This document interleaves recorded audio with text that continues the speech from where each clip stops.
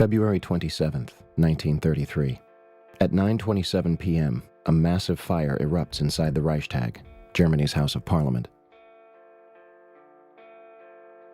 Marinus van der Lubbe, a 24-year-old half-blind Dutch communist, is found half-naked behind the building and arrested on sight.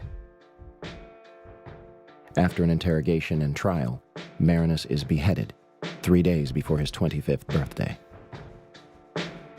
Historians argue that Gestapo police entered the Reichstag through an underground tunnel and soaked the building with chemicals and gasoline, with Marinus van der Lubbe arriving later to start the fire with his shirt. Later that evening, Adolf Hitler and Hermann Göring meet in front of the flaming debris to round up a list of communists and execute them that same night. The next day, Hitler passed the Reichstag fire decree, which suspended most civil liberties and banned publications considered unfriendly to the Nazi cause. Hitler then takes Nazi control of the German parliament, passes the enabling acts, and begins his invasion of neighboring countries, starting with Poland.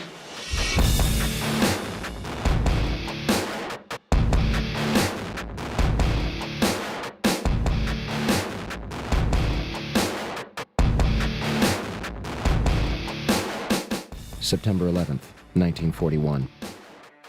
Ground is broken at the Pentagon in Arlington, Virginia, and construction begins.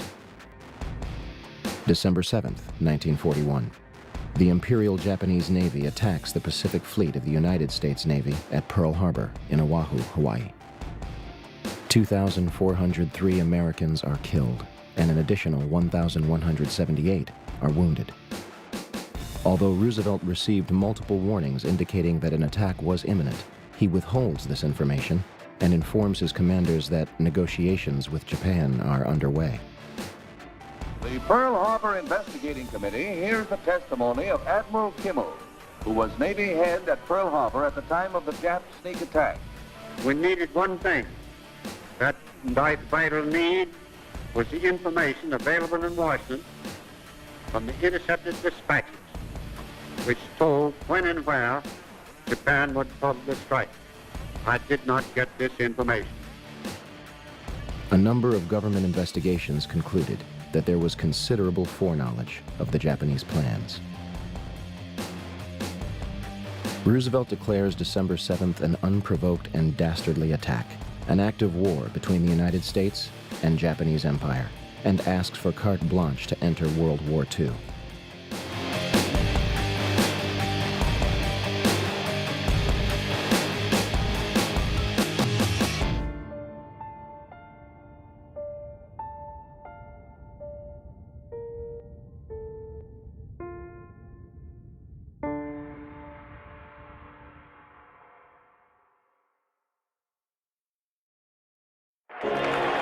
May 8th, 1945. Nazi Germany formally surrenders to the World War II Allied forces.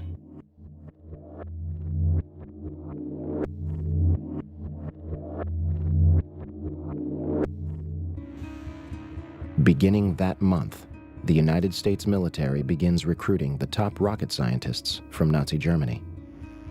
The project, known as Operation Paperclip, eventually included more than 100 individuals for the purpose of advancing America's technology. July 16th, 1945. The Manhattan Project, a joint effort between the United States, United Kingdom, and Canada to develop strategic nuclear weapons, culminates with a detonation in New Mexico, nicknamed the Trinity Test. The detonation was equal to 19 kilotons of TNT and left a crater of radioactive glass 10 feet deep and 1,000 feet wide. A variation of this bomb would later be used on 2 cities. Hiroshima, Japan. 70,000 people are instantly killed as a result. The bomb completely obliterated 1 square mile and started fires across almost 5 square miles, leaving almost nothing at the epicenter. 75% of the city was either heavily damaged or destroyed, and approximately 100,000 people died from radiation poisoning in the years that followed.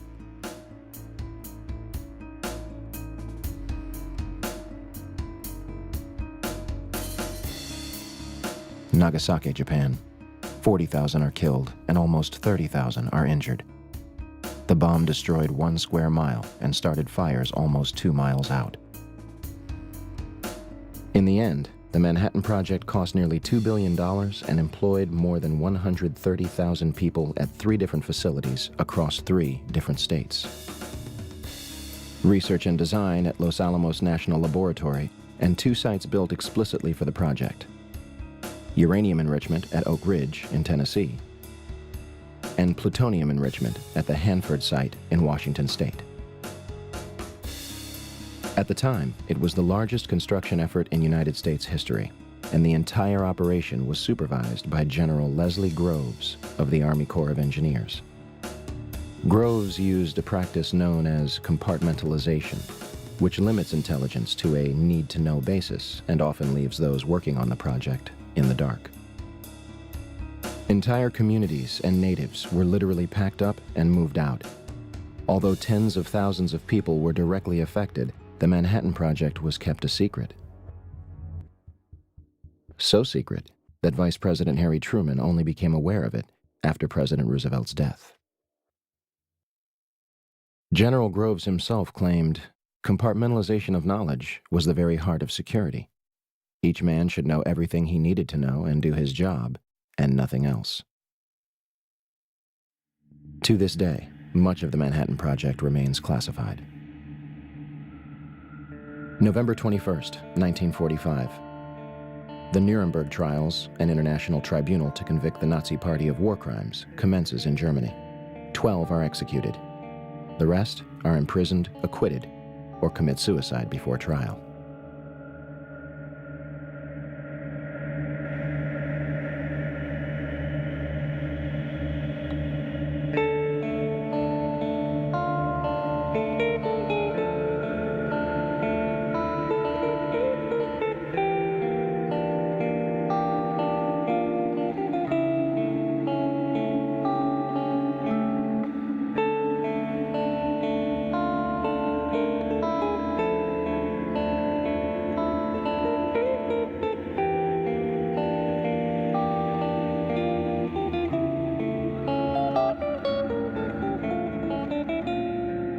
And here is the presidential jet, U.S. Air Force number 1, printed on the side, and the crowd begins its cheer, which you can't hear. The car is now turning onto Elm Street, and it will be only a matter of minutes before he arrives at the trademark.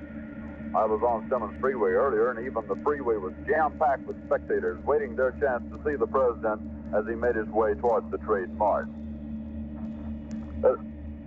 It appears as though something has happened in the motorcade route. Something, I repeat, has happened in the motorcade route.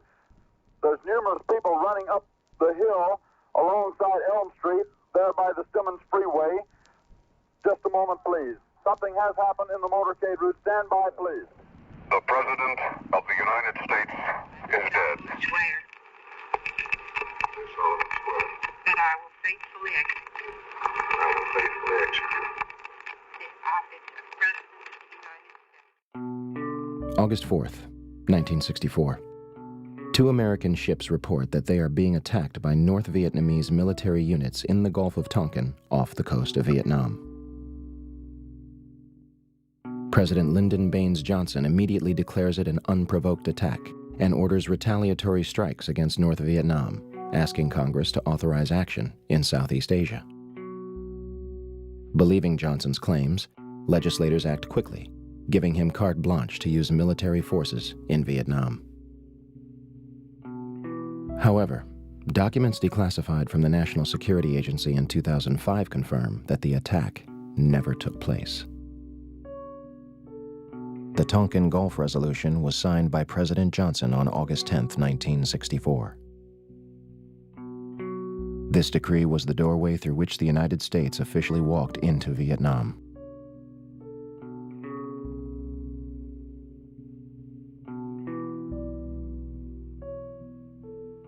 In March 1968, while on a not very routine mission, a very hard, bitterly fought search and destroy mission in a free fire zone of South Vietnam, a place called Pinkville near Quang Ngai in the northern part of Vietnam, the Army says that a platoon led by a First Lieutenant William L. Calley Jr., a 26-year-old combat veteran.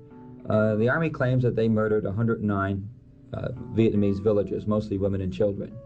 Calley doesn't necessarily dispute that fact. What he says is, I was following orders.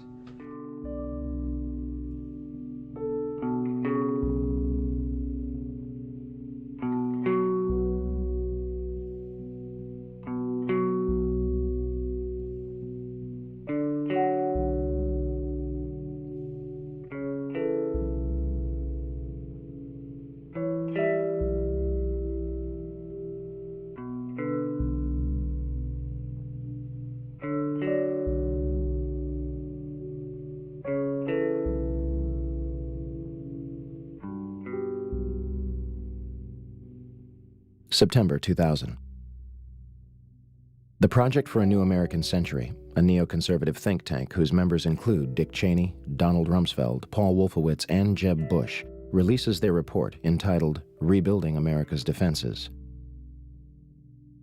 The report calls for a massive overhaul of the United States military and encourages fighting and winning multiple theater wars.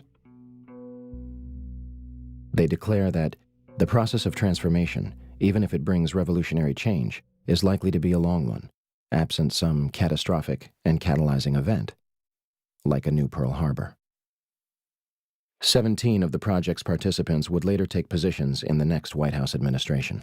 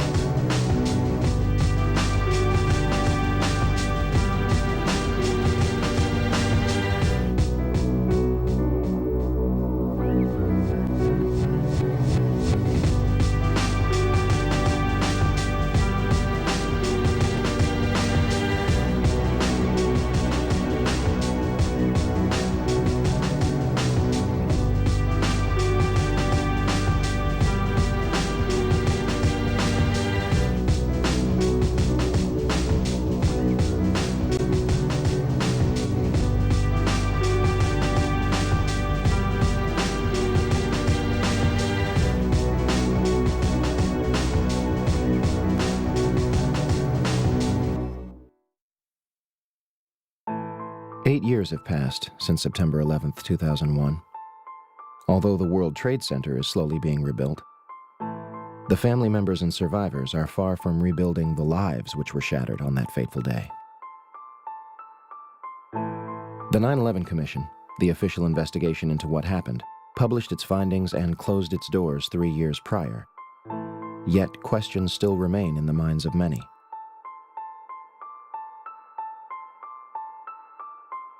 What could drive so many people to continue to question such a tragic event? The events of 9/11 were used to shape the Bush administration's entire foreign and domestic policy. If the details of the events are proven to be a lie, then the authenticity of the Bush administration's entire tenure should be in question. So we're going to take another look at September 11th, beginning with those reportedly responsible for the attacks.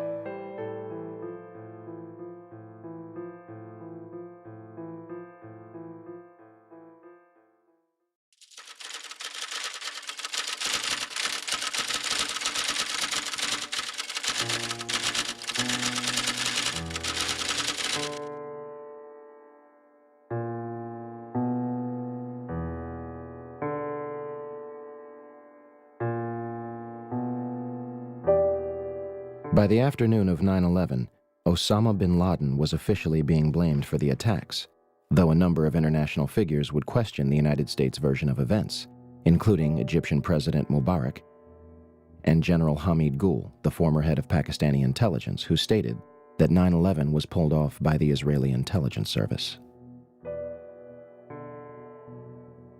On September 16th, bin Laden officially denies responsibility on Al Jazeera television. Regardless, Bush claims he wants bin Laden dead or alive, and the CIA is dispatched to Afghanistan to bring back his head in a box. On December 13, 2001, the Department of Defense releases a videotape allegedly discovered in a house in Afghanistan. Osama bin Laden discusses the attacks, but does not take responsibility. American mainstream media and even President Bush would portray this videotape as absolute proof of his guilt, even though the translation was not conducted by a third party and was instead provided by the Department of Defense.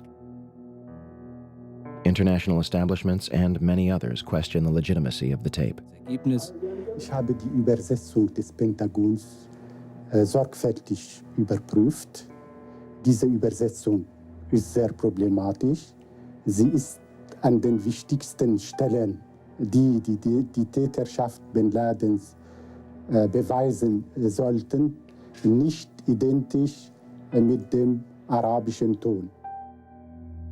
In a video aired on Al Jazeera 3 days before the 2004 presidential election, bin Laden reportedly claims responsibility for 9/11 for the first time. Al Jazeera does not say how they received the tape.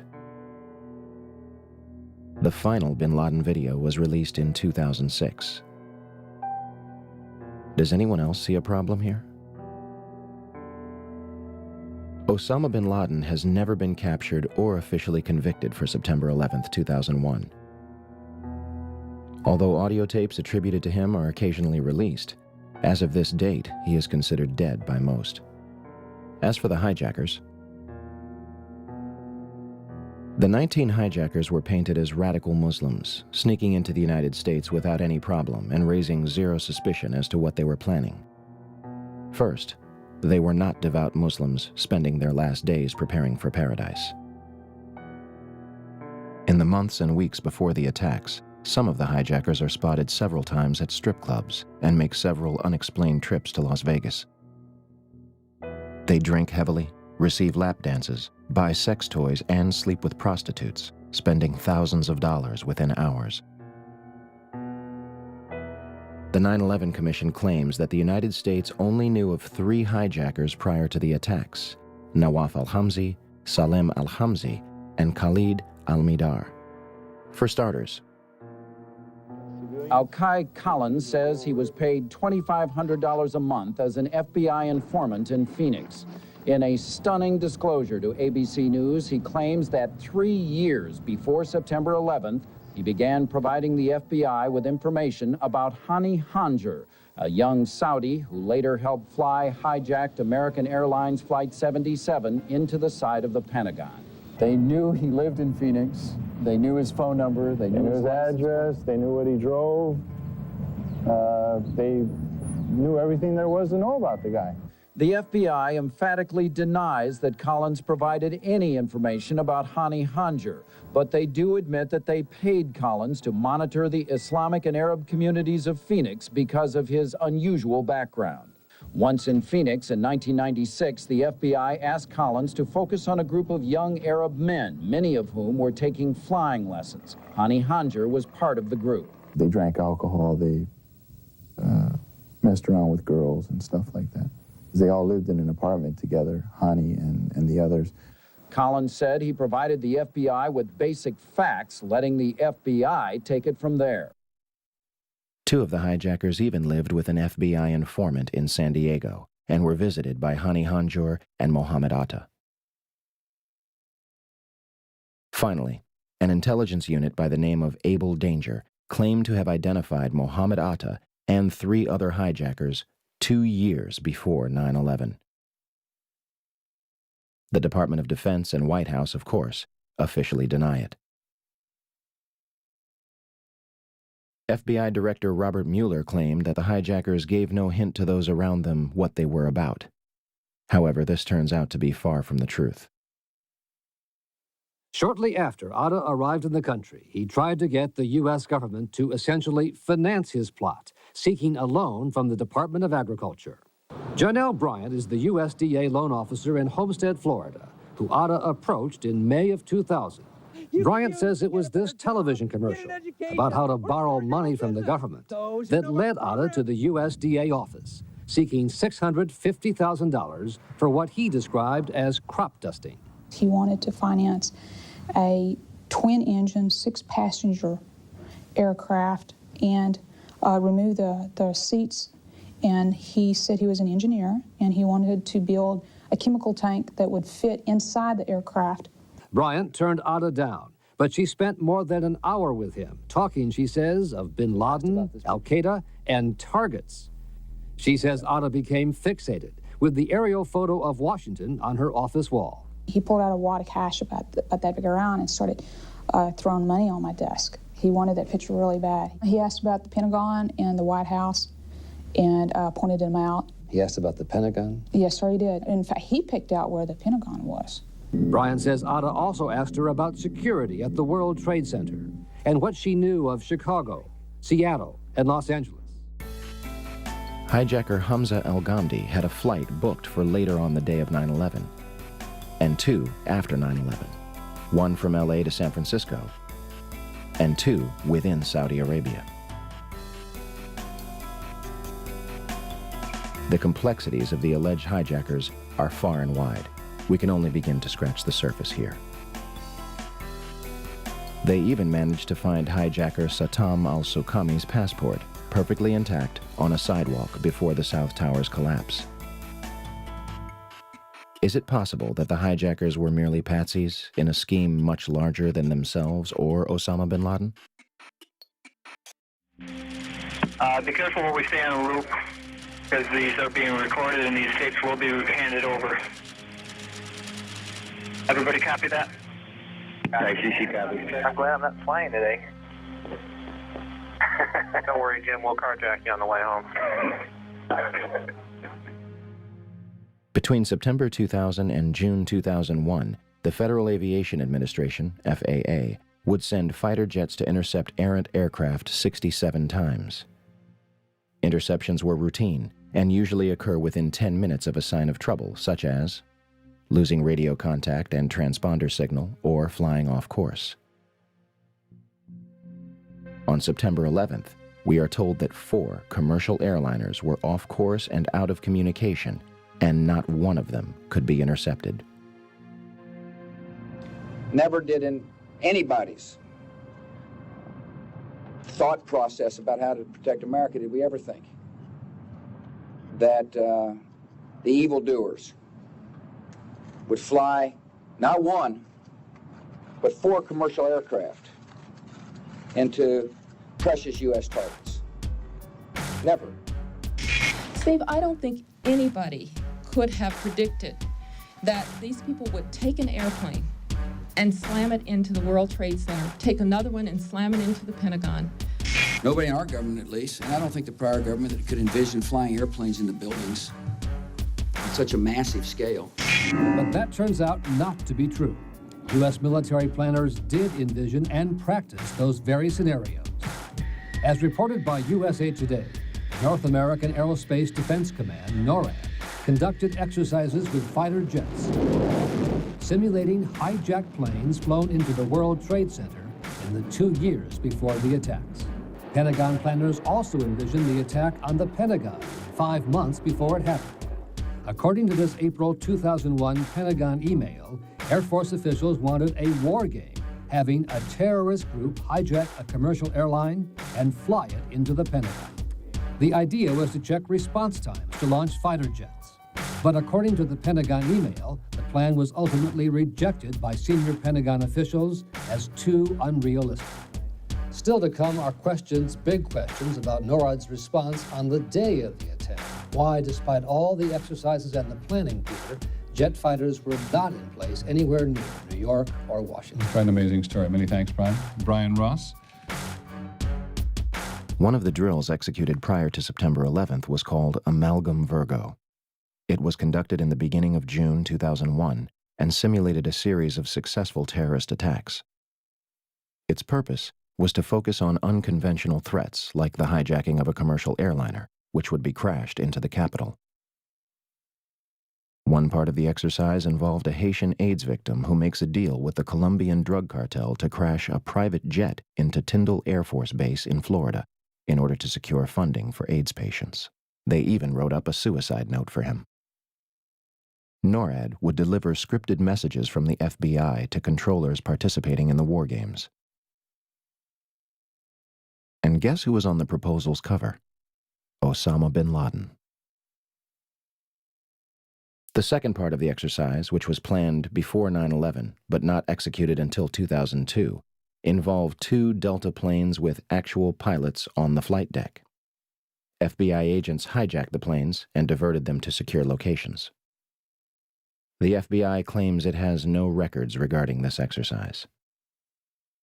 In fact, multiple war games were underway on 9/11 itself. But before we cover those, on the morning of September 11th, President Bush was in Florida to promote an education policy. At approximately 8:30 a.m., he left his hotel and headed for Booker Elementary School in Sarasota. Before entering the building, he was aware a plane had struck one of the Twin Towers.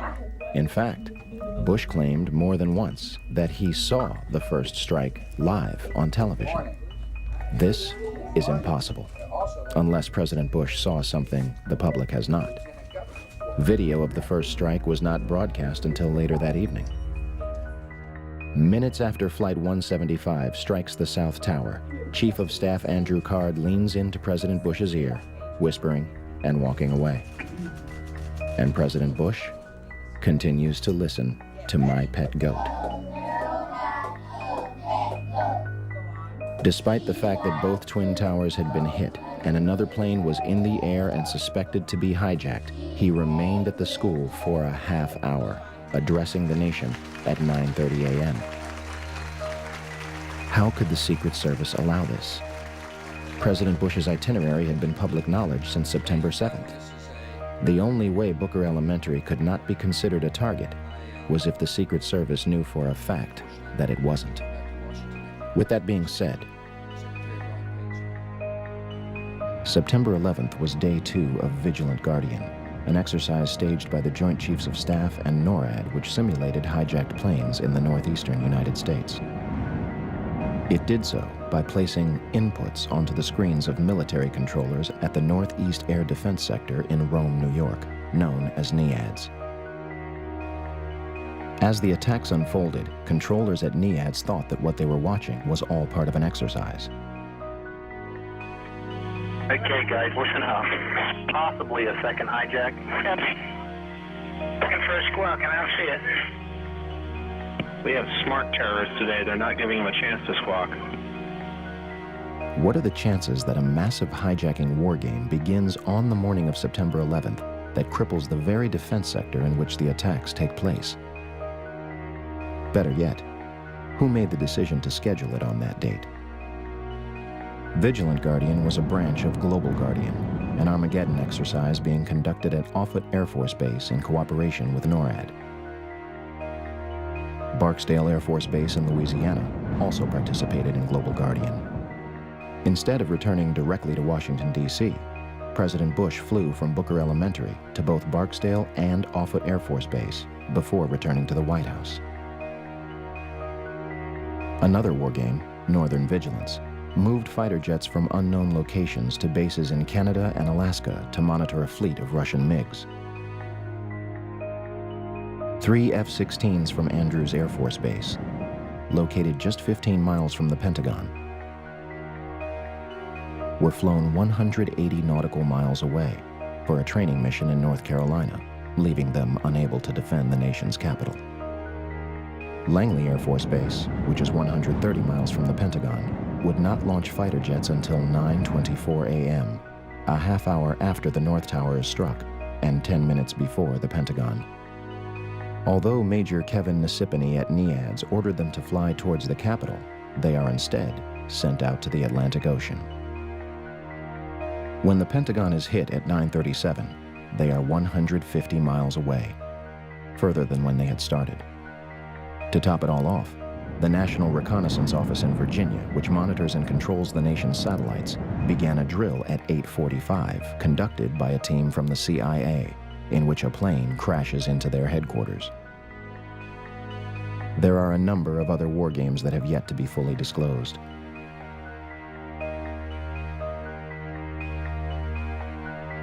So, let's review. On the morning of 9/11, the United States military is conducting war games in which fighter jets are flown out of the country, planes are crashed into buildings, and hijacked planes go in and out of radar, leaving military controllers confused regarding whether the events were real or an exercise. What a coincidence. Okay, and we're trying to locate any information as far as the location where he is currently, a mode 3. Do you have any information whatsoever? I do not. Hold on one second. Here, tell me, hold on. You heard that, right? Yep. You have cold children non-stop. Come on, New York.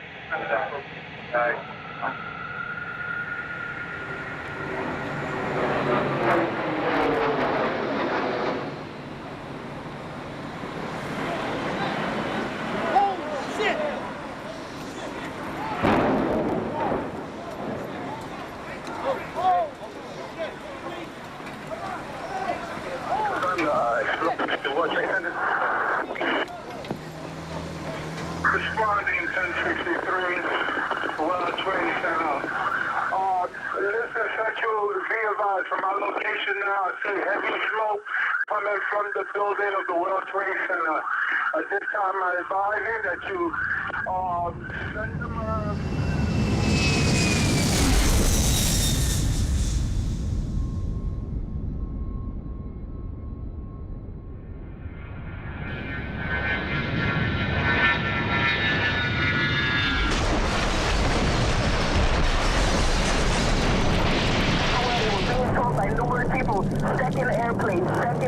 2 went in on the other side of the World Trade Center. Plane number 2. Information headed towards Washington. Okay, let me tell you this. We were looking, we also lost American 77. American 77? Where was he proposed to head, sir? Excuse me? Where was he proposed to head, sir? Okay, he was going to L.A. also. He was also going to L.A. Now, from where, sir? I think he was from Boston also. Now, to L.A. Now, let me tell you this story.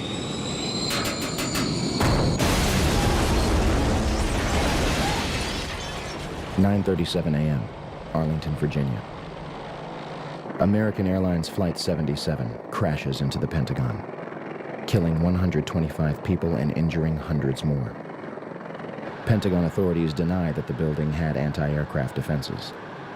The FBI arrives within minutes, and the site is declared a federal crime scene, becoming their exclusive responsibility. The Pentagon initially denies that their cameras captured the crash. However, in March 2002, 5 images are released to the press, though the Department of Defense does not take responsibility for their release. For years, those 5 frames were the only public footage of the Pentagon attack. That changes in October 2004, when Scott Bingham files a Freedom of Information Act requesting videotapes that captured the impact of Flight 77. Special Agent McGuire of the FBI located a CD-ROM that contains copies of 2 recordings made by security cameras, released on March 16, 2006.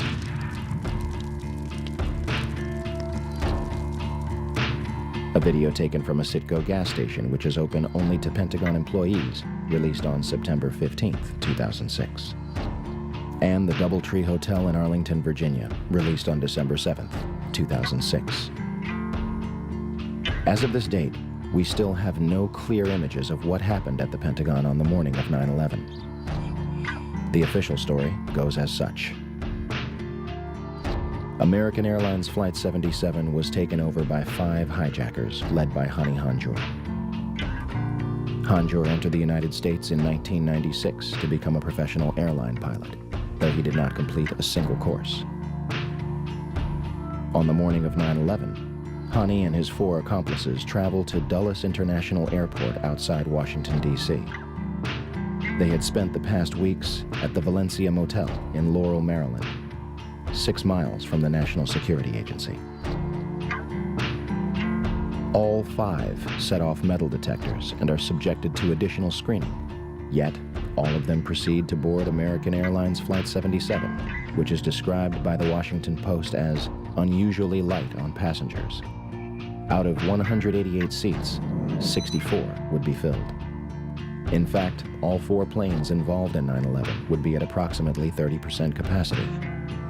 The hijackers will board alongside Barbara Olson, the wife of Solicitor General Ted Olson, and a number of employees from Boeing, Raytheon, the Department of Defense, Lockheed Martin, American Airlines, the Navy, Army, and other government agencies. The hijackers would have only moments to subdue both pilots, remove them from the cockpit, and retain control of the plane. Flight 77 is allegedly taken over without incident at 8:51. No mayday, no evasive maneuver, no sign of struggle. All commercial pilots are trained to send a 4-digit code, 7500, in the event of a hijacking. We are told that none of the 4 pilots on 9/11 did so. The plane soon after begins turning off course. Flight 77's transponder shuts off, and it disappears completely from radar. Flight 77 allegedly flies completely undetected back to Washington from the Kentucky-Ohio border, reappearing on radar screens at 9:32.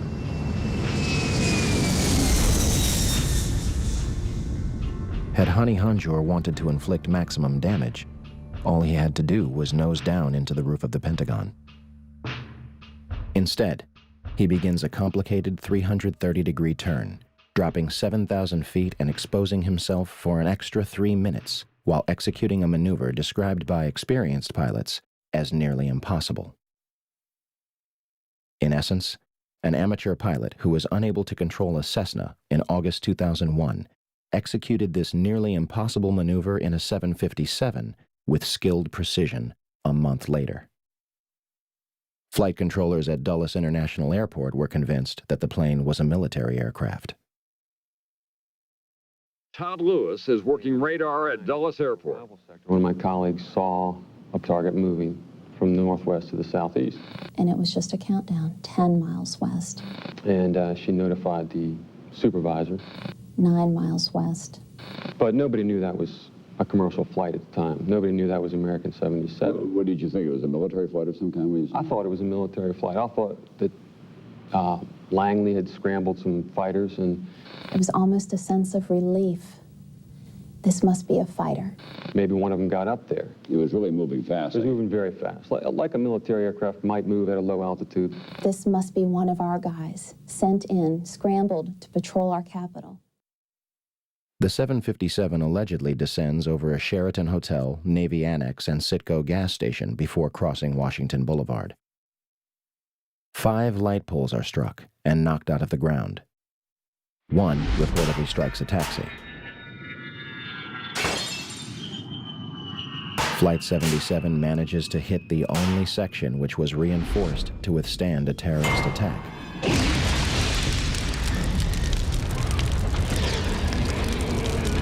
Including reinforced steel and blast-resistant windows an 1.5 inches thick. The renovation, planning for which had begun in 1991, was only days away from completion. Ironically, had the plane struck anywhere else, the casualties and damage would have been far greater. An area that normally would have housed up to 5,000 occupants yielded only 125 casualties. The section hit was the headquarters of Naval Operations, Naval Intelligence, and Navy Command Center. Army personnel were also killed, along with a number of accountants and budget analysts. The Arlington County After Action Report states that important budget information was in the damaged area. So what was left of Flight 77? Not much. These pictures were taken before the roof of the Pentagon had collapsed. The Pentagon's outer wall had a hole approximately 20 feet in diameter on the first and second floor, and visible damage 90 feet across the first floor. A Boeing 757 is 155 feet long, 44 feet high, has a 124-foot wingspan and weighs almost 100 tons. And it disappeared into this hole without leaving any substantial wreckage on the outside.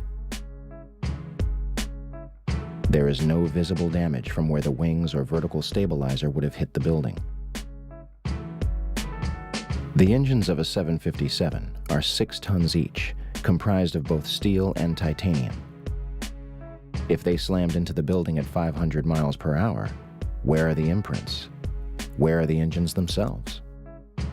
The 757 appears to have completely disappeared into the building. There are numerous parts to a 757 that are virtually indestructible, marked with a specific serial number tied back to the plane. To date, we have not seen a single piece positively identified as Flight 77's. Additionally, there was no impact damage to the lawn, meaning Flight 77 managed to strike the Pentagon while remaining a few feet above the ground.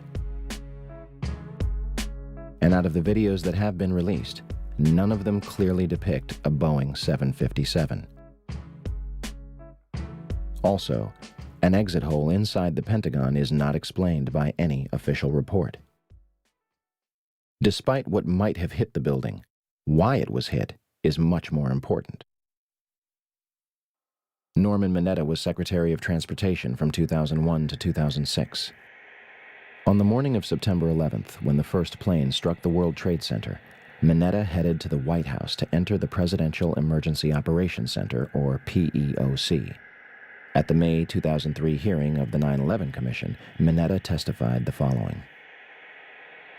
During the time that the airplane coming in to the Pentagon, there was a young man who would come in and say to the Vice President, the plane is 50 miles out, the plane is 30 miles out.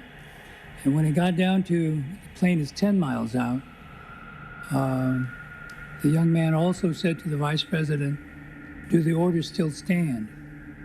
And the Vice President turned and whipped his neck around and said, of course the orders still stand. Have you heard anything to the contrary? However, the 9/11 Commission concludes that Dick Cheney did not reach the PEOC until 9:58, more than half an hour later. The Secret Service claims that it has no record of when Dick Cheney entered the bunker. What were the orders? If they were to intercept Flight 77, why was it allowed to strike the Pentagon? Let's go to the trade tower again, because, John, we now have a... What do we have? We don't... Wow. It looks like a new plume, a new large plume of smoke. That's the scene at this moment at the World Trade Center. Dan Daler from ABC's Good Morning America is down in the general vicinity. Dan, can you tell us what has just happened? Yes, Peter, it's Don Daler down here. I'm 4 blocks north of the World Trade Center. The second building that was hit by the plane has just completely collapsed. The entire building has just collapsed, as if a demolition team set off. When you see the old demolitions of these old buildings, it folded down on itself, and it is not there anymore.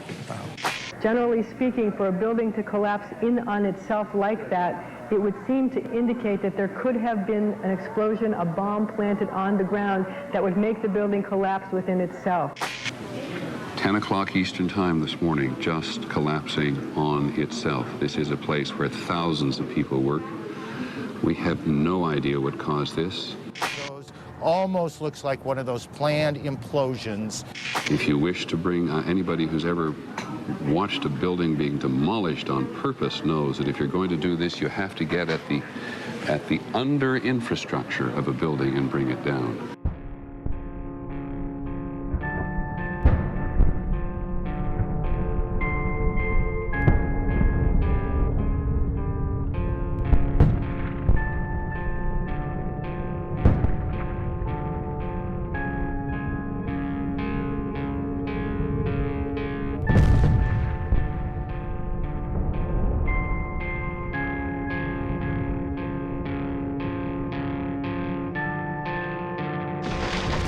(9:59), New York City, New York.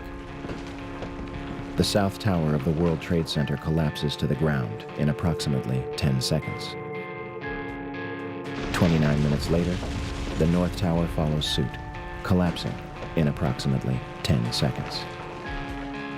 Later that evening at 5:20 p.m., World Trade Center Building 7, a 47-story skyscraper 300 feet from the North Tower, suddenly collapses. The official explanation is that falling debris from the North Tower created a series of fatal fires inside the building. If this is true, it would be the third steel-framed skyscraper in history to collapse due to damage and fire. The first two would be the Twin Towers. August 5th, 1970. One New York Plaza, a 50-story office building, burned for over 6 hours between the 32nd and 36th floors. It did not collapse. February 23rd, 1991. One Meridian Plaza, a 38-story skyscraper in Philadelphia, burned for 18 hours across 8 floors. It is later described by officials as the most significant fire of the century. It did not collapse. May 4th, 1988. First Interstate Bank, a 62-story skyscraper in Los Angeles, California, burns for almost 4 hours, destroying 4 floors and damaging a 5th. It was one of the most destructive fires in United States history. The building did not collapse. Even the Twin Towers survived a number of fires. First, a series of fires in 1975, one of which was described as fighting a blowtorch. Then, another in 1999 on the 104th floor of the North Tower.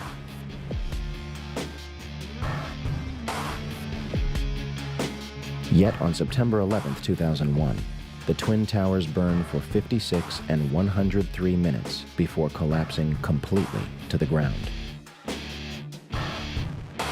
One might argue that this was due to their construction.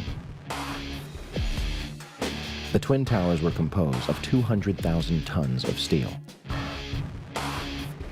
425,000 cubic yards of concrete, 106 elevators, 43,600 windows, and a 360-foot television antenna atop the North Tower.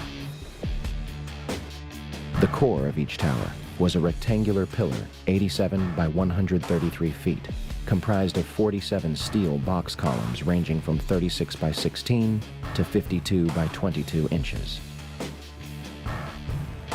The North Tower was completed in 1970, standing at 1,368 feet tall, and the South Tower was completed in 1973, clocking in at 1,362 feet tall, making them the tallest buildings in the world at the time.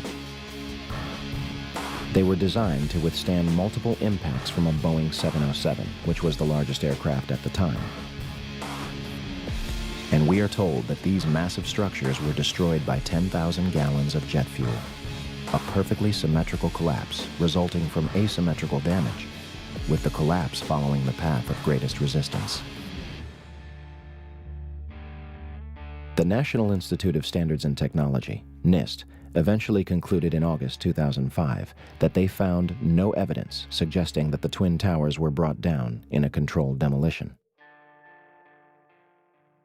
It's funny they would name it the Report on the Collapse of the Twin Towers, because the report does not explain how the Twin Towers actually collapsed, claiming that it does not actually include the structural behavior of the tower after initiation was reached and collapse became inevitable.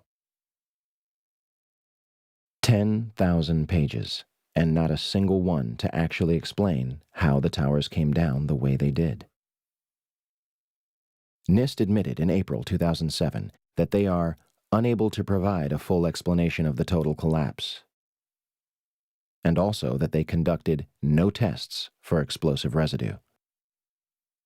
Luckily, somebody has. My name is Jeanette McKinley. I was a resident of Lower Manhattan, living directly across the street from the World Trade Center on September 11th. I'd been living there for 4 years. I loved living there. When I think back about it, it's really the time of my life. And so on September 11th, I was I was writing emails. I was sitting at my computer. Boom. I could immediately see the flames. I was close enough that I could literally just turn my head, and there it was with the building burning. I was with my friend Jim Lecce. We watched everything out the window. He was fixated, taking photographs, and whenever I mentioned leaving, he never wanted to leave. He said to me, "This is history. Don't you realize we are watching history happen? We're part of history. Why would we leave?" I was in the kitchen. I was in my kitchen. I had flowers in my hand, and the building starts coming down. Our windows blew in. He came running across the apartment. "Get out of here, the building is coming down." Well, it sounded like it was coming down on us. That cloud, there was a debris cloud created by when the Tower 2 fell. It created a debris cloud which became part of our life because it just burst in our window at 50 miles an hour. That whole cloud just came bursting in, and many people were wanting to investigate whether the collapses were actually controlled demolitions, as many people thought on the very day. Even the news commentators thought they were controlled demolitions. So there was a lot of controversy about whether they were or not. And friends of mine that knew that I had the dust were also knew a scientist, Stephen Jones, at BYU. My name is Dr. Stephen Jones. I have a PhD in physics from Vanderbilt University, 1978. I have a Bachelor of Science degree from Brigham Young University, 1973. I graduated magna cum laude. I went after the PhD work. I did postdoctoral work at Los Alamos Mason Physics Facility. In June 2007, I was examining a dust sample, which I'd obtained from Jeanette McKinley. I was using a loupe and also just looking at it with my eyes and an ordinary optical microscope, although stereo, so that I could see better in 3 dimensions. And what I found was a chip that looked like it might be a paint chip. I mean, early on I was thinking maybe not too interesting, but this chip was rather striking in its appearance. It had an orange-red color, first of all, and then I found several of these, and they all had some gray material adhering to the side of the red material. So layered. Later we found multiple layers, but most of these chips have 2 layers, red, gray. I did take one of these chips then to the electron microscope, the scanning electron microscope, and we looked at it with the electron microscope, and then we used a system where we could determine the elements. What we found in the red material is a combination of aluminum and iron oxide, and these are the components of thermite. Of course, now we looked with an electron microscope, we look deeper and deeper, a higher and higher magnification. And I pulled in a colleague of mine, Dr. Jeffrey Ferrer. He's an expert on the electron microscope machine. So he actually broke a piece off of one of these red chips, and then later he did 4 different samples, broke a piece off. That gives you a fresh surface. Because in the dust, there's all sorts of stuff. There's zinc and titanium and calcium, all sorts of stuff. So he broke off a tip, you see, so we could look at a fresh surface. And then what you see in all 4 samples that we studied in this detail: carbon, which is significant, oxygen, iron, and aluminum. We looked at this, and these again are the ingredients, except for the carbon.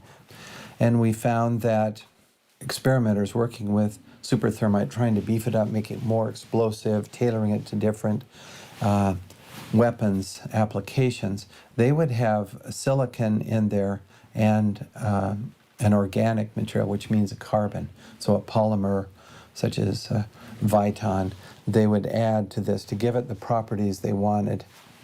So that fit. Now, see, that was surprising to me to see silicon and carbon, but then we find in the literature that's what these guys are doing in the weapons labs, Livermore and Los Alamos. They're adding organic, because that gives you a gas production. When the thermite goes off, now you also have gas production, which gives you the explosive force, for instance. I suggested that we take a sample of this red-gray chip material and run it through a very sensitive instrument called a differential scanning calorimeter. And he did that. What it does, you heat the temperature slowly, and a material will react if it's going to. And if it reacts and produces heat, you'll get a spike in your calorimeter. And then if it reacts quickly, it'll be a narrow spike. If it, say, burns over a long period of time, you'll see a big broad spike. And the total area there is the total amount of energy released. And it gives you a lot of information. What we found, what Dr. Ferrer found first, and he was real excited when he told me about this, he took one of these chips and he put it in the differential scanning calorimeter, and sure enough, it went off at right about 430 centigrade, but more importantly, the peak was high, which means a lot of energy released, and narrow, which means, in his terms, it blew up. You know, you say, man, this is it, this stuff blows up. It behaves just like it has the ingredients of nanothermite. He said, well, there should be, in a thermite reaction, you should produce molten iron. So you should see some spheres of iron. Think of spraying water in the air, and you get droplets that are more or less spherical because the surface tension pulls the liquid into a sphere. It's very simple. Same thing with molten iron from the thermitic reaction, whether it's ordinary conventional thermite or the super nanothermite. Either way, you get this molten iron, and you should get these droplets of iron. So we said we got to look for those. You know, if you don't find those, maybe who knows what it is. But we got to find droplets of molten iron. Otherwise, we're not sure we had the thermite reaction, the thermitic reaction. In this case, it's a nanothermite. So we looked, and wow, what a beautiful sight! As you look at this, after the red material is reacted, there are these little spheres, just tons of them. And we compared the traces that we got in this sophisticated calorimeter with traces obtained with known thermite. These are published data, and our peak is actually narrower. I mean, this stuff goes off with very rapidly, and more energy also than had been reported by these other researchers working with known nanothermite. As if explosive residue in the dust was not enough, there are other disturbing aspects of the Twin Towers' collapse. Both the North and South Tower collapsed at nearly free-fall speed, 110 stories, reducing itself to a pile of twisted steel and pulverized concrete and building materials in approximately 10 seconds. The Twin Towers combined contained almost 500,000 tons of concrete. This was turned into particles the size of talcum powder, blanketing lower Manhattan in a fine dust. It also turns out that molten metal exceeding 2,000 degrees Fahrenheit was discovered in the rubble of Ground Zero, underneath the Twin Towers and Building 7. Firefighters, emergency workers, police, officials, even Rudy Giuliani testified to these massive temperatures. Even after heavy rain on September 14th and 21st, a constant stream of fire retardants and water described as creating a giant lake, these fires were not put out until December 13th, 2001, making it the longest burning structural fire in history. If one were going to bring down the Twin Towers in a controlled manner, you would have to simultaneously sever the 47 central support columns at the base of the building. Maybe that's why a large number of eyewitnesses reported massive explosions at the base of the Twin Towers, some before the planes had even impacted the building. In fact, large amounts of white smoke appear at the base of the South Tower just minutes before its collapse. Do you still think that jet fuel brought down the Twin Towers? In almost all the videos of the collapses, violent ejections appear 20 to 60 stories below the demolition wave. Here,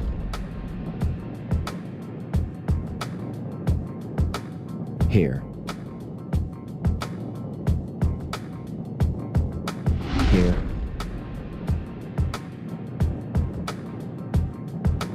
here, and here.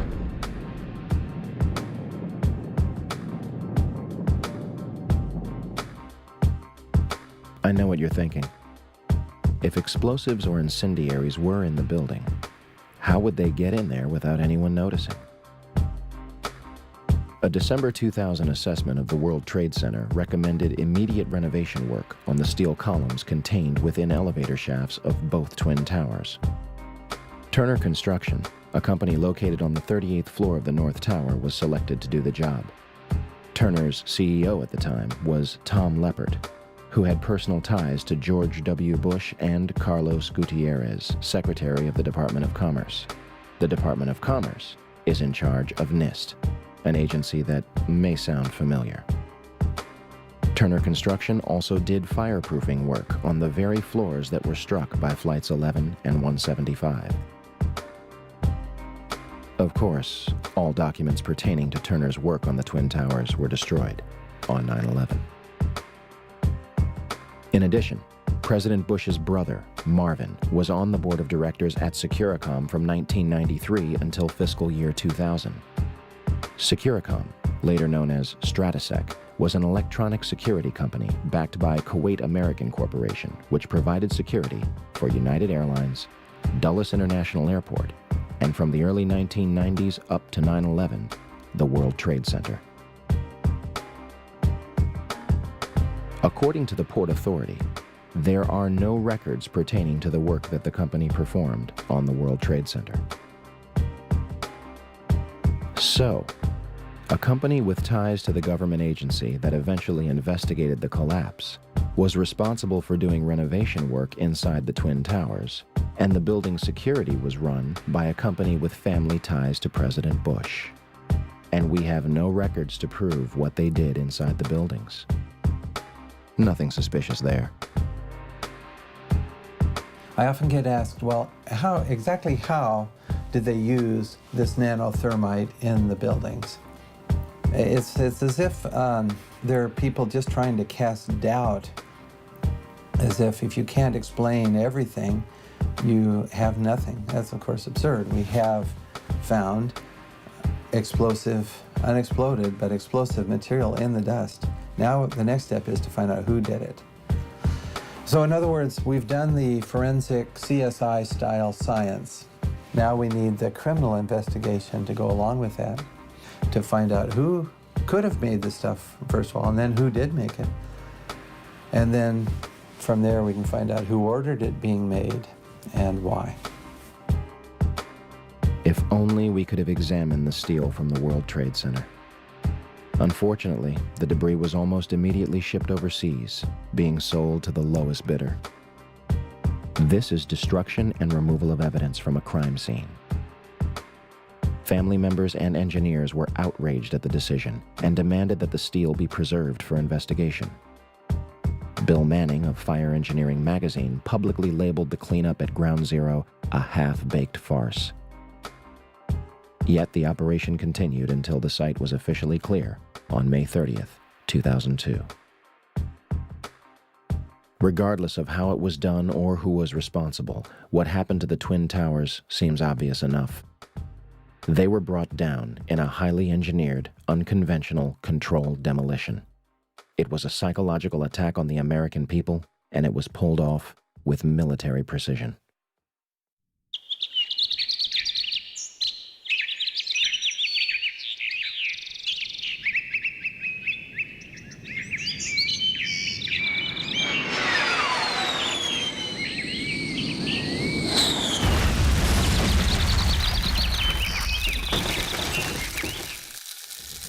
(10:03 a.m., Shanksville, Pennsylvania.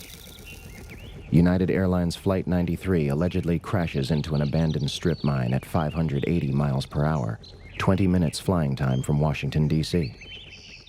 Speculation ran rampant that the plane had been shot down. First, the story was that passengers overtook the plane and sacrificed themselves to prevent further casualties. The 9/11 Commission eventually concluded that hijacker Ziad Jarrah crashed the plane into the ground.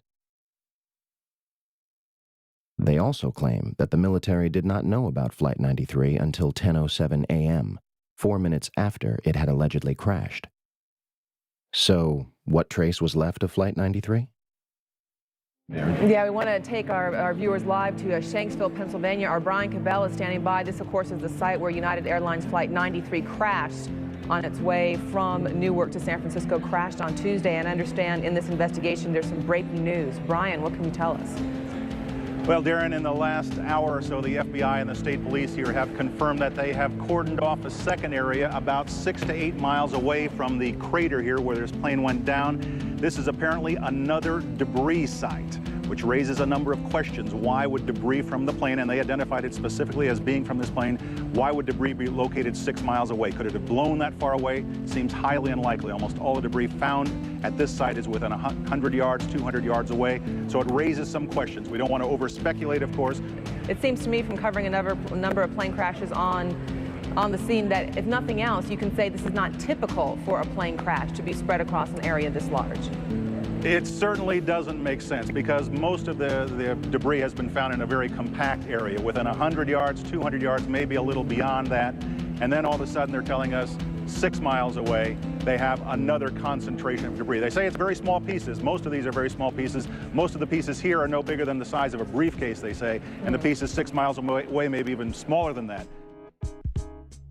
As for the crash site itself, from the Somerset County coroner to the mayor of Shanksville, almost every eyewitness would remark how little of the plane and its passengers remained at the actual crash site.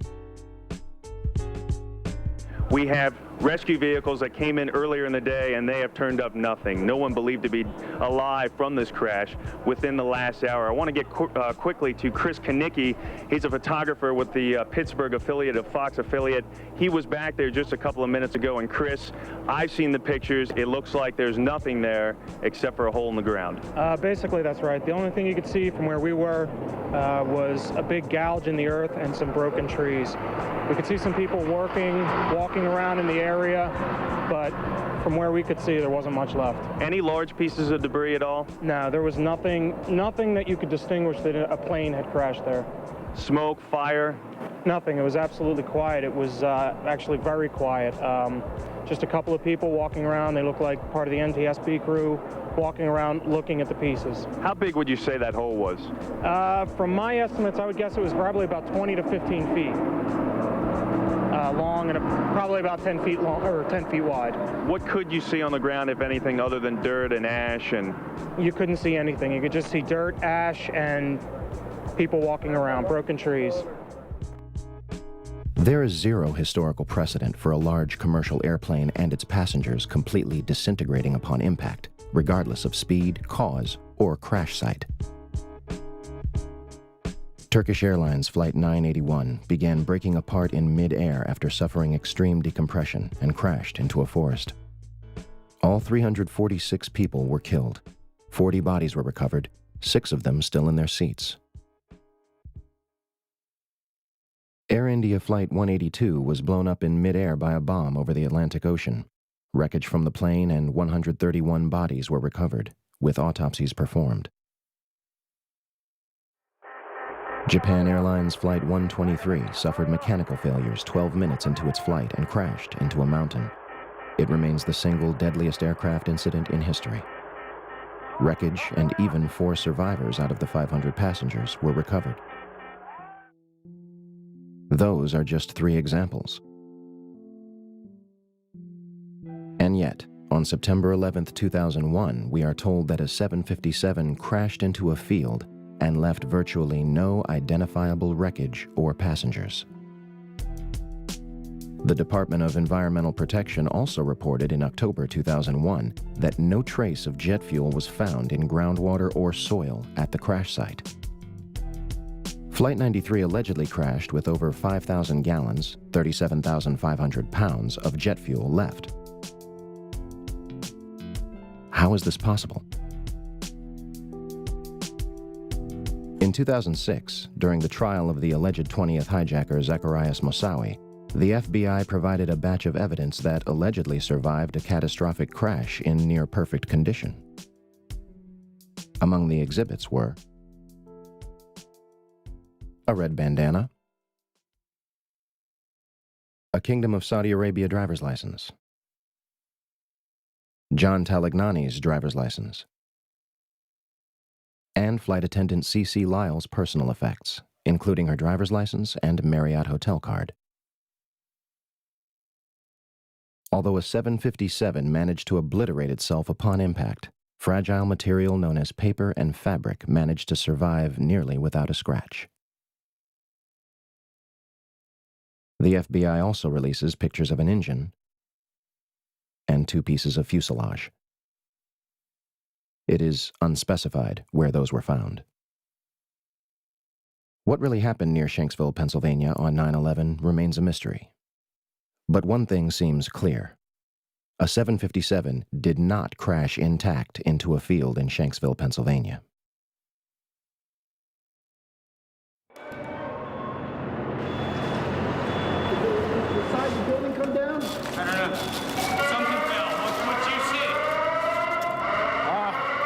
Pretty clear at one point, and then this whole bunch of smoke and glass, and I think we're just about the last ones in this building right now. I think you should leave. Everybody else is gone. Okay. I'll just make sure that there's nobody else coming downstairs. What happened? I hear the top of the building fell down. In 1984, construction began on World Trade Center Building 7, a 47-story office building 300 feet away from the North Tower. It opened to the public in 1987 and housed offices for Department of Defense, Internal Revenue Service, and was also the Secret Service's largest field office.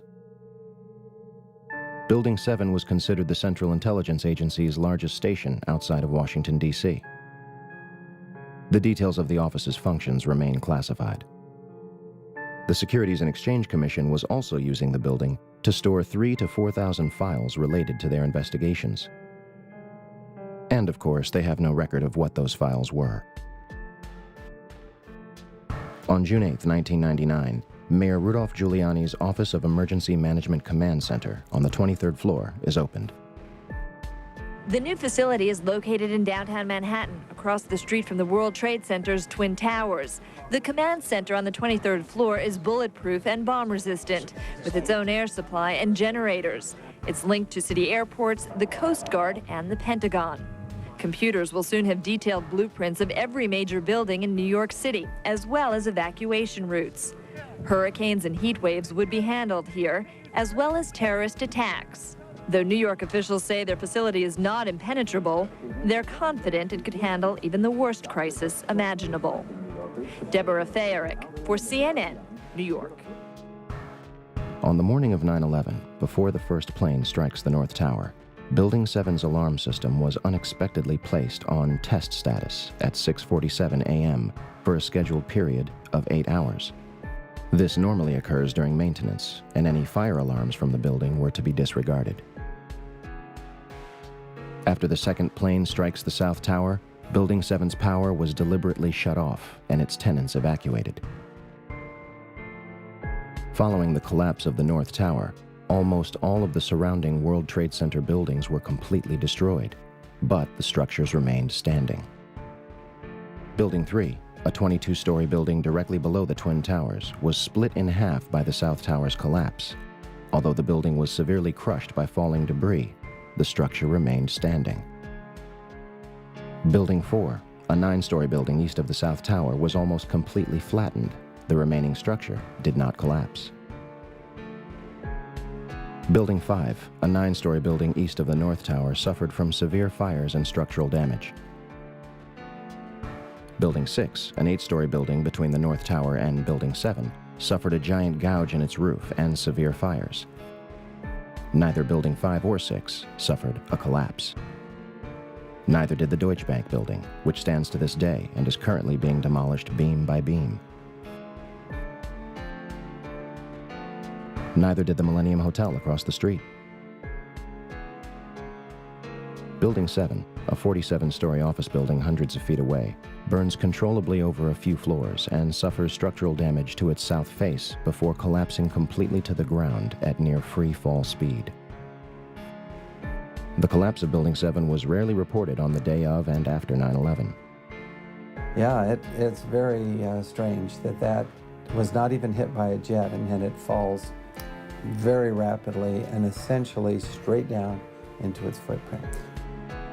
Although the collapse of Building 7 was clearly a phenomenon and further investigation was needed, the building's steel was removed from the site and destroyed. No pieces were recovered from the debris for analysis. However, FEMA's volunteer investigators revealed after their limited studies that some pieces of steel from the rubble of Building 7 experienced something never before seen in an office fire.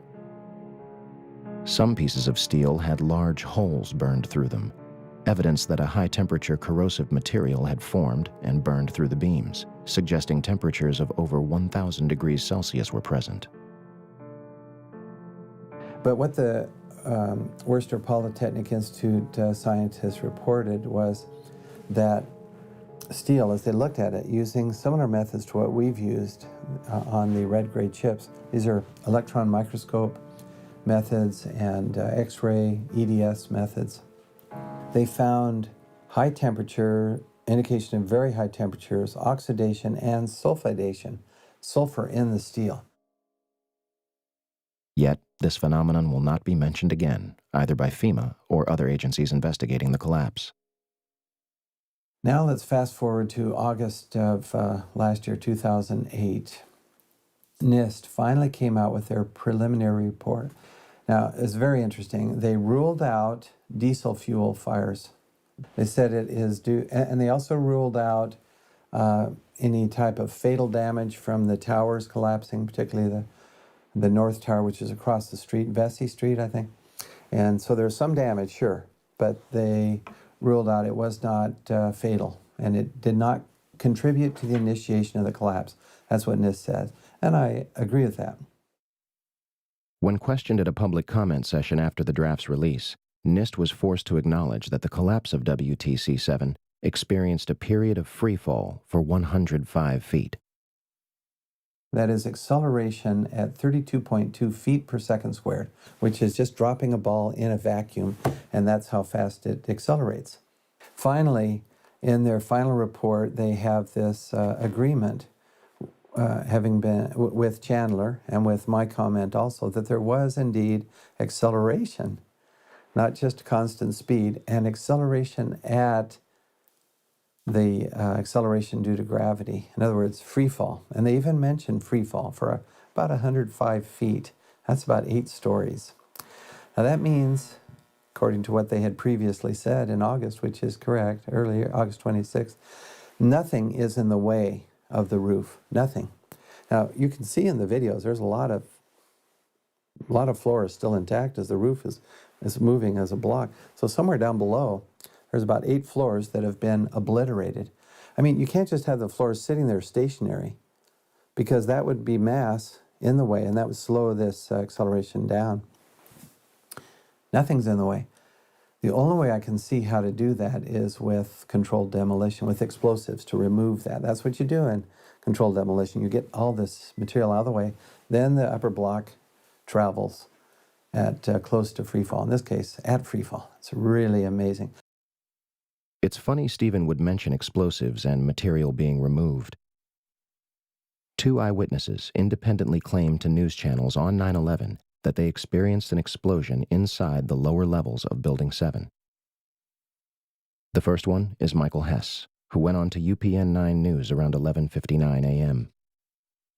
Oil refineries in Louisiana. When we have Frank Uciardo back on the phone with us, Brenda, with some New York City officials. Frank, go ahead. That's right. I'm standing here right now just off Broadway by City Hall with Michael Hess, who is the city's corporation counsel. Mr. Hess, you were trapped in, I believe, 7 World Trade Center. Go ahead, sir.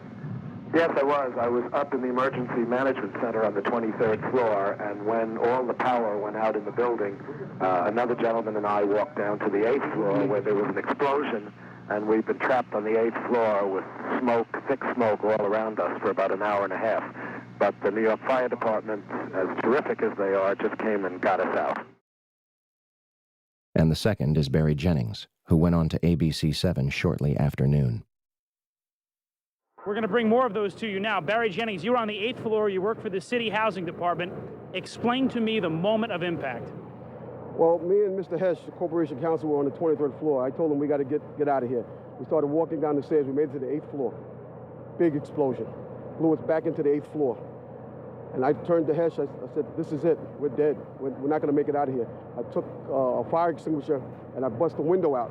That's when this gentleman here heard my cries for help. We tracked Barry down in June 2007 to interview him and hopefully elaborate on his experience. Hi, my name is Barry Jennings. I'm 52 years old. I've worked for 33 years at one location.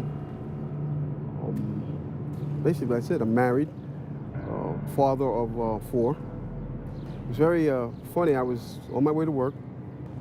Traffic was excellent. I received a call that a small Cessna had hit the World Trade Center. I was asked to go and man the Office of Emergency Management at the World Trade Center 7 on the 23rd floor. As I arrived there were police all in the lobby. They showed me the way to the elevator. We got up to the 23rd floor. Me and Mr. Hess, who I didn't know was Mr. Hess at the time, we got to the 23rd floor. We couldn't get in. We had to go back down. Then security and police took us to the freight elevators where they took us back up, and we did get in. Upon arriving into the OEM EOC, we noticed that everybody was gone. I saw coffee that was on a desk. Still, the smoke was still coming off the coffee. I saw half-eaten sandwiches. And only me, Mr. Hess, was up there. After I called several individuals, one individual told me that to leave and leave right away. Mr. Hess came running back in and said, we're the only ones up here, we got to get out of here. He found the stairwell. When we reached the 6th floor, the landing that we were standing on gave way. There was an explosion and the landing gave way. And I was left there hanging. I had to climb back up, and now I had to walk back up to the 8th floor. After getting to the 8th floor, everything was dark. It was dark and it was very, very hot. Very hot. I asked Mr. Hess to test the phones as I took a fire extinguisher and broke out the windows. Once I broke out the windows, I could see outside below me. I saw police cars on fire, buses on fire. I looked one way, the building was there. I looked the other way, it was gone. I was trapped in there for several hours. I was trapped in there when both buildings came down. The firefighters came, they came to the window, and because I was going to come out on the fire hose. I didn't want to stay there any longer, it was too hot. I was going to come out on the fire hose. They came to the window, and they started yelling, do not do that, it won't hold you. And then they ran away. See, I didn't know what was going on. That's when the first tower fell. When they started running, The first tower was coming down. I had no way of knowing that. Then I saw them come back. Now I saw them come back with more concern on their faces. And then they ran away again. The second tower fell. So as they turned and ran the second time, the guy said, "Don't worry, we'll be back for you." And they did come back. This time they came back with 10 firefighters. And they kept asking, "Where are you? We don't know where you are." I said, "I'm on the north side of the building," because when I was on the stairs, I saw north side. All this time, I'm hearing all type of explosions. All this time, I'm hearing explosions. And I'm thinking that maybe it's the buses around me that were on fire, the cars on fire. I don't see no, but I'm still hearing these explosions. When they finally got to us, and they took us down to what they called the lobby, because I asked them, I said, when we got down there, I said, "Where are we?" He said, "This was the lobby." And I said, "You gotta be kidding me." It was total ruins. Total ruins. Now keep in mind, when I came in there, the lobby had nice escalators. It was a huge lobby. And for me to see what I saw, it was unbelievable. And the firefighter that took us down kept saying, "Do not look down." And I kept saying why. He said, "Do not look down." And we were stepping over people. And you can feel when you're stepping over people. They took us out through a hole that I don't know who made this hole in this wall. That's how they got us out. They took us out through a hole, through the wall, to safety. As they were taking me out, one firefighter had fallen. I believe he was having a heart attack. But before that, this big giant police officer came to me. And he says, "You have to run." I said, "I can't run, my knees are swollen." He said, "You're gonna have to get on your knees and crawl in." He said, "Because we have reports of more explosions." And that's when I started crawling. And I saw this guy fall behind me. And his comrades came to his aid. They dragged him to safety. I was looking for an ambulance for my knees, and at that time they told me, "We gotta walk 20 blocks to refuge." Before I got there, Eyewitness News grabbed me and started interviewing me. And that's basically it. This is where the story takes a turn for the worst. In late August 2008, comments began appearing on YouTube videos of Barry's testimony, claiming he had passed away on August 19, 2008. 2 days before NIST releases its draft report on WTC-7, which directly contradicts Barry's testimony and claims that no explosions occurred inside the building. They explicitly claim there were no witness reports of such a loud noise.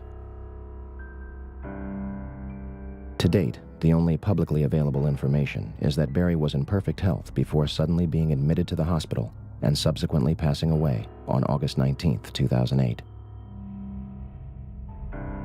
A private investigator, when hired to investigate the disappearance of Barry Jennings, replied, "Due to some of the information I have uncovered, I have determined that this is a job for the police. I have refunded your credit card. Please do not contact me again concerning this individual." In conclusion, 2 men inside World Trade Center Building 7, a skyscraper that housed numerous government agencies whose duties are unknown to the public, are almost killed by an explosion before either of the Twin Towers fell. Although it is damaged far less than any other surrounding World Trade Center buildings, at 5:20 p.m., it collapses into its own footprint, experiencing 105 feet of freefall and barely damaging surrounding structures. And the official government report, which takes almost 7 years to write, says it was all due to fire.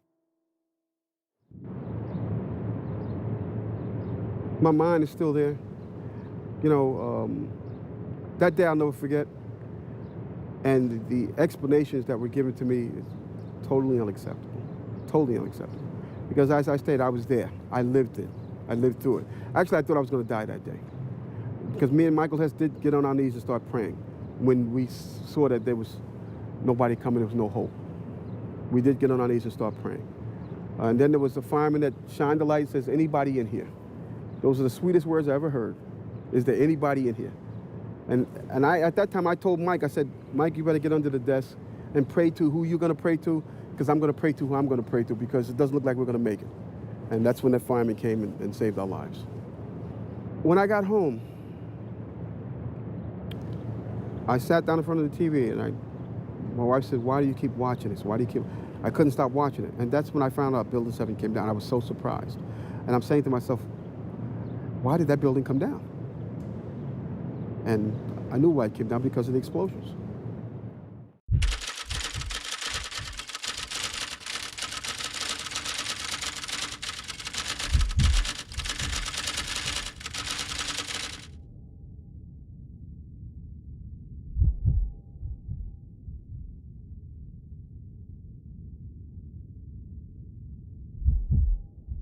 So, where do we go from here? Your reaction to this will be either an emotional one or a logical one. You will deny that these things are possible and insist that this information is ridiculous and go about your life. Or you will acknowledge a number of serious, glaring issues with the United States story of 9/11 and do your part to further a new criminal investigation into the day's events. How long will the American public or the world wait for the truth about September 11th? How much louder will the family members and survivors have to scream for answers? September 11th was not just a terrible tragedy that took the lives of thousands of innocent people. It was an American coup, a violent and aggressive seizure of power and a transformation of both foreign and domestic policy. The slaughter of civilians in broad daylight as a means of promoting an agenda. This is not a new concept. Meet Smedley Butler. His father was both a lawyer and a politician. He was elected to the House of Representatives in 1897. He joined the Army at the age of 16, and at the age of 48, he became the Army's youngest Major General. He was twice decorated with the Congressional Medal of Honor. In July 1934, Butler was approached by two men who offered him $30 million and the support of 500,000 troops and the mainstream media to lead a coup against President Roosevelt and remove him from office. Butler pretended to go along with it, eventually meeting with the main conspirators behind the plot. The DuPont family and leaders of U.S. Steel, Heinz, Standard Oil, General Motors, Chase National Bank, Goodyear Tires, and last but certainly not least, Prescott Bush himself, President George W. Bush's grandfather. The intention was to install a fascist regime like the ones in Nazi Germany and Communist Russia, in hopes of beating the Great Depression.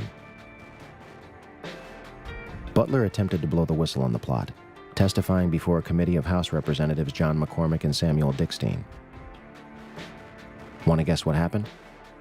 The representatives believed Butler, but refused to pursue the people responsible. The media turned on Butler, calling his allegations a hoax, perfect moonshine, as one put it. President Roosevelt eventually cut a deal with the plotters, and nothing more came of it. America was hijacked on September 11, 2001. Not by Osama bin Laden and his al-Qaeda network with box cutters directed from a cave in Afghanistan, but by a group of tyrants, ready and willing to do whatever is necessary to keep their stranglehold on the United States of America. A group beyond any one man or any one administration. Until there is a new investigation into the events, we will not go away. We will not be silent. Ask questions. Demand answers. We show the towers for the ashes like they were laced with bombs. And ever since we've been at war like Genghis, calm and fiendish for a fascist world state. An Orwellian nightmare will write a strip bare. Get prepared for the future of wiretaps. Cameras on every corner. Blackwater sharpshooters with scopes locked on ya. The Patriot Act has us watching our backs. They front like they're here to save us while they're on the attack. And we act like we didn't see it coming from a nation built by theft and genocide. Gunning down opposition, listen, worldwide is well known that America will eat its own. So long to what you thought was democratic. These times are catastrophic, cause war is a means to profit. Control and manipulate the masses, it's classic. Evil caskets, be full of people blasted. They lie, they scam, they cheat and steal. They plot, they fund, they act, it's real. They watch, they hunt, they punish and kill. Welcome to the aftermath. They lie, they scam, they cheat and steal. They plot, they fund, they act, it's real. They watch, they hunt, they punish and kill. Welcome to the aftermath. Ground zero, the launch pad for endless killing. The Bush desperately needed to fool the millions and supporting an agenda to conquer the planet. I wonder how the children felt when the first bomb landed in Afghanistan. Operation Enduring Freedom was the first act of treason. Must I tell you the reason? Start reading and stop believing network news. They're concerned with making money, not telling the truth. Deep in the night, I'm turning and tossing. Knowing cities are burning, lost in the silence of the empire's coffin. Over 1 million Iraqis murdered. Human beings never to be seen again or heard of. Now who's next in the name of America, famous for heinous war acts? Vain, insane leaders feed us lies and ignore facts. But factors were smarter and stronger than what they hoped for. The war on terror, deceptive like Reagan's Coke War. They lie, they scam, they cheat and steal. They plot, they fund, they act, it's real. They watch, they hunt, they punish and kill. Welcome to the aftermath. They lie, they scam, they cheat and steal. They plot, they fund, they act, it's real. They watch, they hunt, they punish and kill. Welcome to the aftermath. 20 years from now, what will Americans be like? Slaves will behave to human beings with rights that we fight. We might still have a chance instead of hoping for change. We gotta advance, take a stance and be heard. Silence is the enemy. Words have power, but actions speak louder. Pretend to be free till you die a slave. A soldier in the desert searching for a ghost in the cave. For the corporation, I run out of patience. Sick of seeing troops sent to die for your lives. Spending dollars in debt, we holler in protest till we have your arrest. We will not rest, and we know what you did that day. Killed your own citizens to advance your ways. All my real patriots stand up and say 9/11 was an inside job. They lie, they scam, they cheat and steal. They plot, they fund, they act, it's real. They watch, they hunt, they punish and kill. Welcome to the aftermath. They lie, they scam, they cheat and steal. They plot, they fund, they act, it's real. They watch, they hunt, they punish and kill. Welcome to the aftermath.